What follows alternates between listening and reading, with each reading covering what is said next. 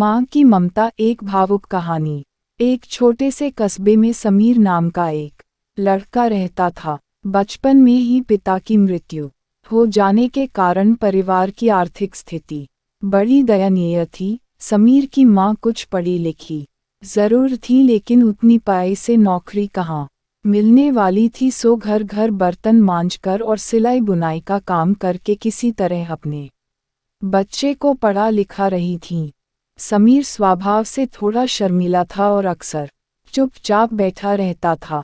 एक दिन जब वो स्कूल से लौटा तो उसके हाथ में एक लिफाफा था। उसने माँ को लिफाफा पकड़ाते हुए कहा, माँ, मास्टर साहब ने तुम्हारे लिए ये चिट्ठी भेजी है, जरा देखो तो इसमें क्या लिखा है।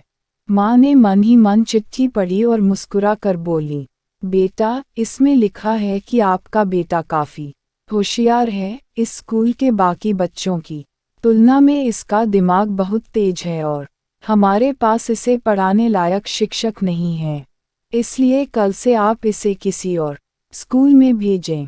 उद्धरण चिन्ह। यह बात सुनकर समीर को स्कूल न जा सकने का डर तो हुआ, पर साथ ही उसका मन आत्मविश्वास से भर गया कि वो कुछ खास है और उसकी बुद्धि तीव्र है। माँ ने उसका दाखिला एक अन्य स्कूल में करा दिया। समय बीतने लगा। समीर ने खूब मेहनत से पढ़ाई की। आगे चलकर उसने सिविल सर्विसेज परीक्षा भी पास की और IAS ऑफिसर बन गया।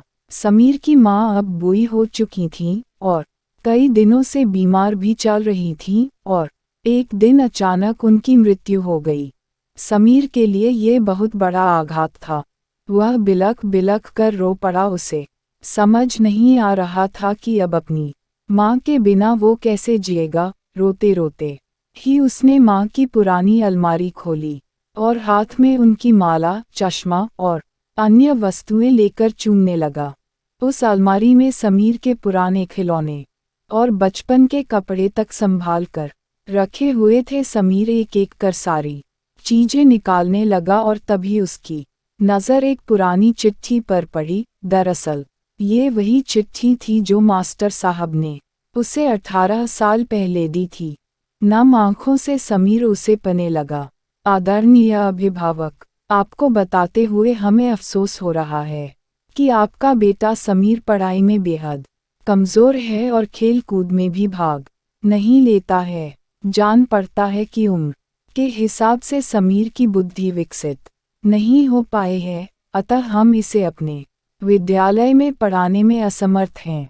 आपसे निवेदन है कि समीर का दाखिला किसी मंद बुद्धि विद्यालय में कराएं अथवा खुद घर पर रख कर इसे पाएं।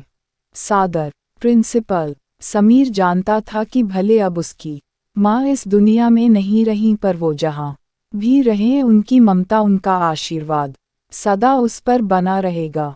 माँ से बढ़कर त्याग और तपस्या की मूरत भला और कौन हो सकता है। हम पढ़ लिख लें, बड़े होकर कुछ बन जाएं, इसके लिए वो चुपचाप ना जाने कितनी कुर्बानियाँ देती है। अपनी ज़रूरतें मारकर हमारे शौक पूरा करती है। यहाँ तक कि संतान बुरा व्यवहार करे तो भी माँ उसका भला ही सोचती है। सचमुच माँ जैसा कोई नहीं हो सकता।